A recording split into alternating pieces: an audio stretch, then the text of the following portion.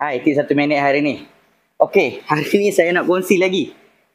Punca kereta tu bila kita bawa tu bergegar. Bergegar satu body macam ni. Gede gede gede gede. Gede. Ni punca dia saya nak tunjuk ni. Sebab ini saya selalu dapat sekarang. Dalam 2-3 minggu ni saya selalu dapat kes macam ni. Bawa macam mana bila kita tekan minyak tu bergegar satu body. Okey. Puncanya ni nak tunjuk. Soalnya tayar ni. Puncanya datang daripada tayar ni sendiri. Okey. Tayar ni kalau kita tengok dengan mata kasar macam ni, cantik kan? Sebenarnya untuk cek tayar ni kita kena guna tapak tangan kita ni. Ni tapak tangan kita ni ada dua. Pertama kita kena tolak ke dalam. Bila kita tolak ke dalam, tayar tu sepatut dia rata kan.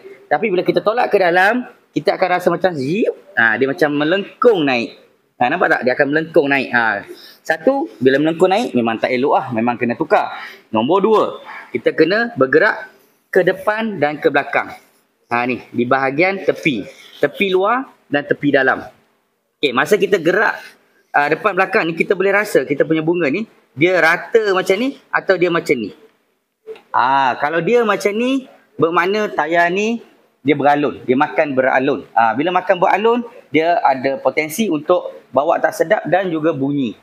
Dan punca beralun ni biasanya sama ada bush pecah atau absorber tu sendiri dah weak ataupun dah tak okey. Faham tak? Bila kereta anda handling tak okey, semua part dah tukar, tolonglah cek dulu benda ni.